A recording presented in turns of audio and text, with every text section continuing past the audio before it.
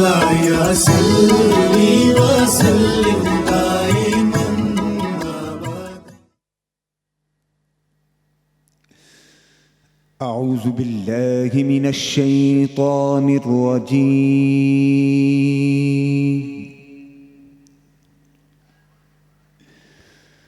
बिस्मिल्लाहिर रहमानिर रहीम।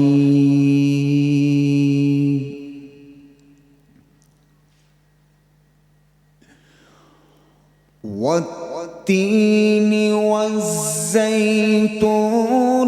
वतूरि सीनीन वहाज़ल बलदिल अमीन।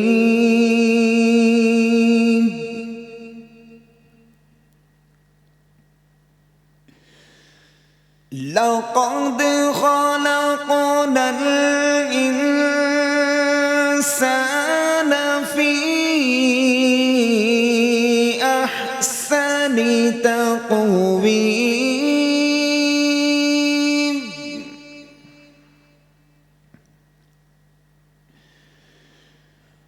ثم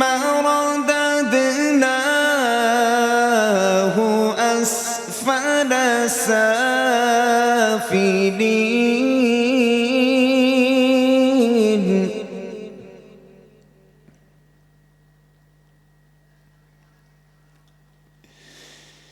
إلا الذين آمنوا وعملوا الصالحات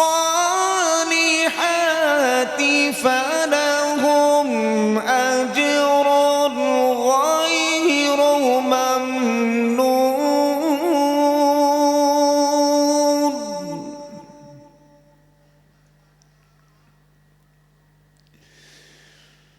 فما يكذبك بعد بالدين أليس الله بأحكم الحاكمين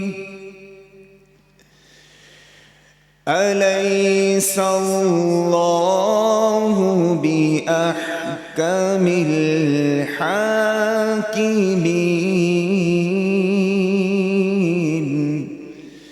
آمنت بالله صدق الله العظيم। बहुत शुक्रिया। बिस्मिल्लाह बिस्मिल्लाहिर्रहमानिर्रहीम।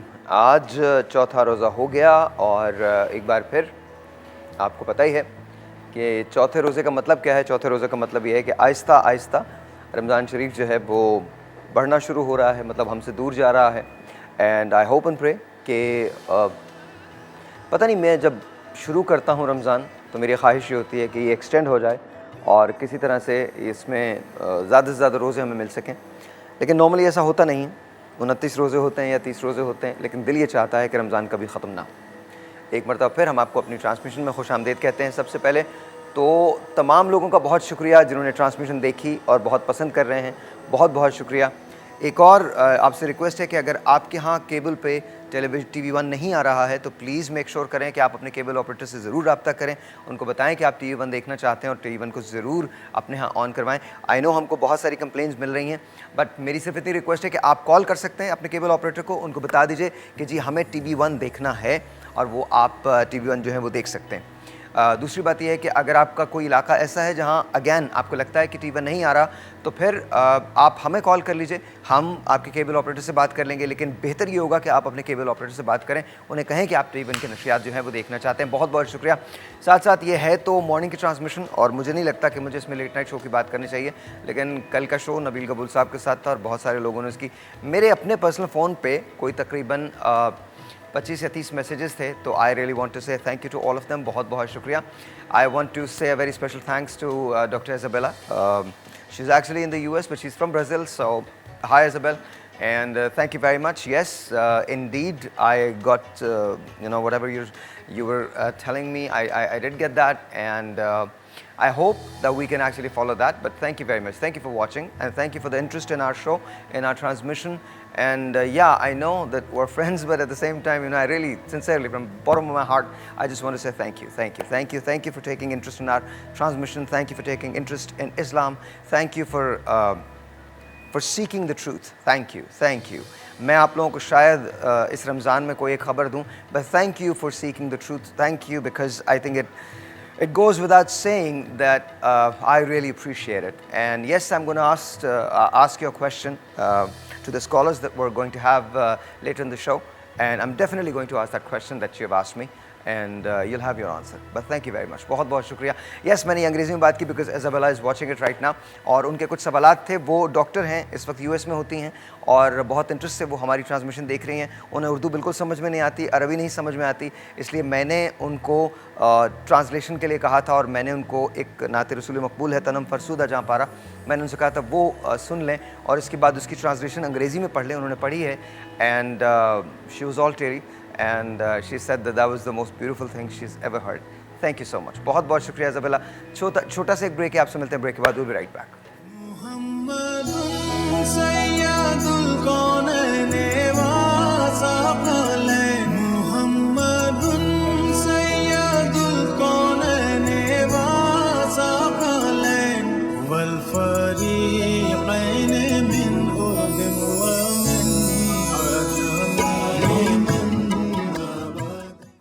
Once again, welcome back. और क्या हाल चाल है आपकी टेलीफोन कॉल्स का? आज मुझे इंतज़ार रहेगा. आज बड़ा डिफरेंट किस्म का शो है.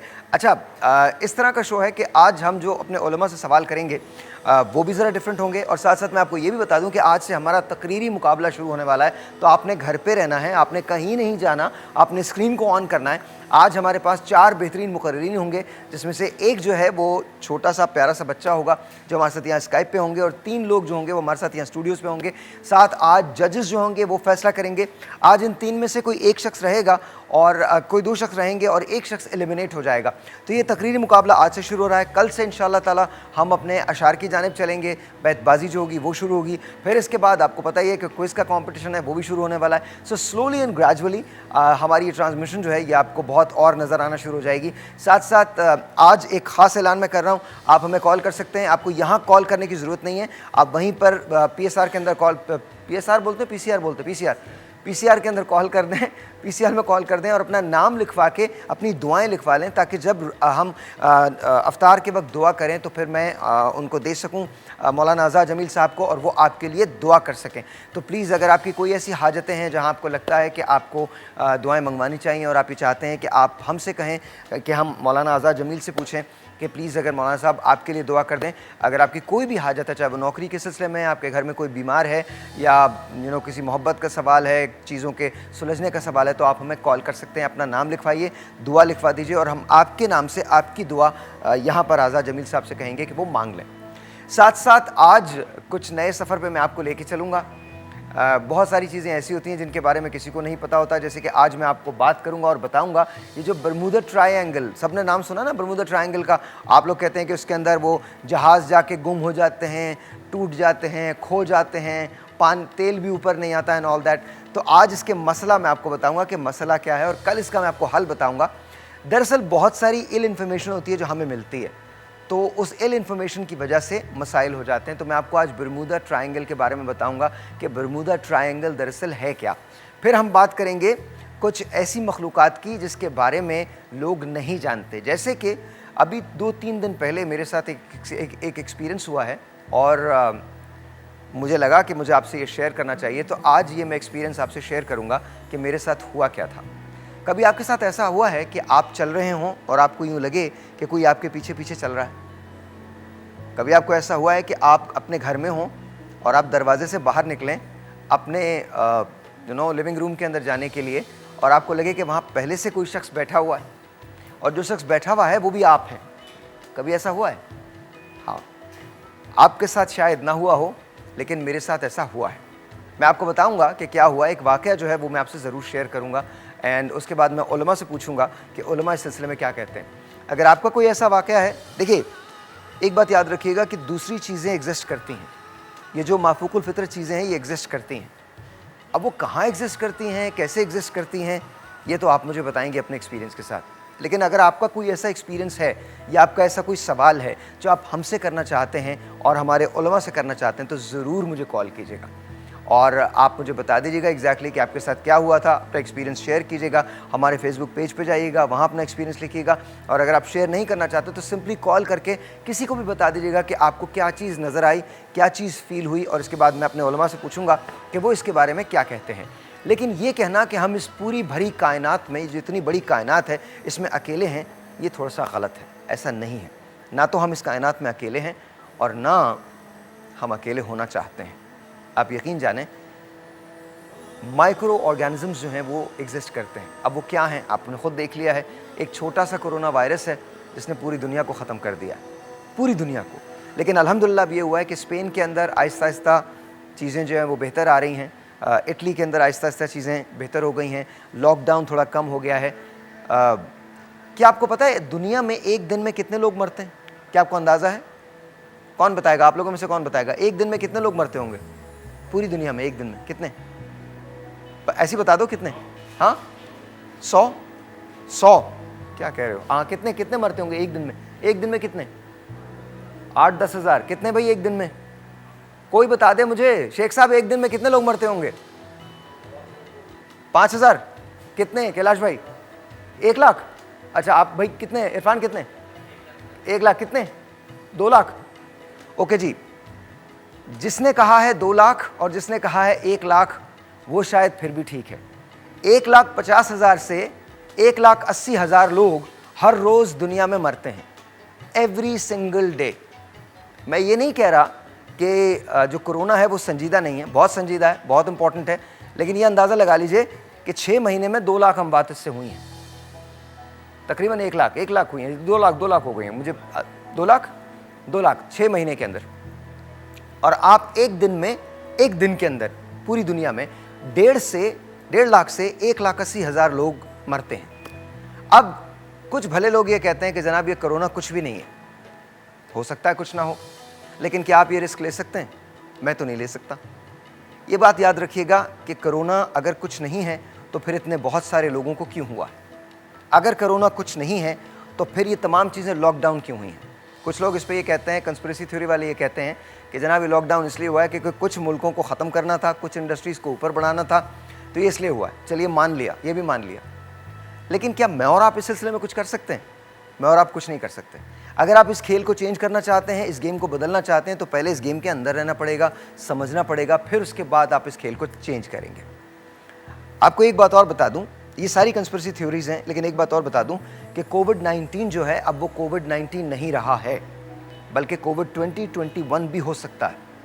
एक बात और याद रखिएगा कि अभी जब यूएस खुल जाएगा या दूसरे ममालिक खुल जाएंगे तो उनका सबसे बड़ा ख़तरा ये है कि सितंबर-अक्टूबर के अंदर इसकी एक दूसरी वेव आएगी। अल्लाह ताला हम पे रहम करे, अल्लाह ताला इस दुनिया पे रहम करे। बिकॉज़ मैं तो घर में बैठे बैठे थक गया हूँ। मैं वैसे तो मैं होता नहीं घर में, लेकिन लिटरली मैं बाहर जब लोगों को नहीं देखता। कराची कितना खुल रहा है? कितना खुल गया कराची? काफ़ी खुला है या अभी नहीं खुला है? बंद है? बंद है, अभी तक बंद है। अच्छा हाँ, एक और बात, कल मैंने मुराद अली शाह साहब से कहा था, मैं दोबारा कह रहा हूँ, सर आपकी गवर्नमेंट के ख़िलाफ़ या तो कुछ हो रहा है या आपकी गवर्नमेंट में कुछ ऐसे लोग हैं जो सही लोग नहीं हैं। क्योंकि बहुत सारे लोग ऐसे कह रहे हैं, हाँ अभी वो इशारे कर रहे हैं वहाँ से कि पैसे मांग रहे हैं। तो ऐसा ना कीजिए। आपको पता होना चाहिए कि आपकी गवर्नमेंट में काली भेड़ें कौन है और उनका पता कीजिए। ऐसा ना हो कि आप लोगों ने जो इतनी मेहनत की है इस सिलसिले में वो कहीं ख़राब या ज़ाया ना हो जाए। छोटा सा ब्रेक लेते हैं, मिलते हैं ब्रेक के बाद। We will be right back. बस बंदों से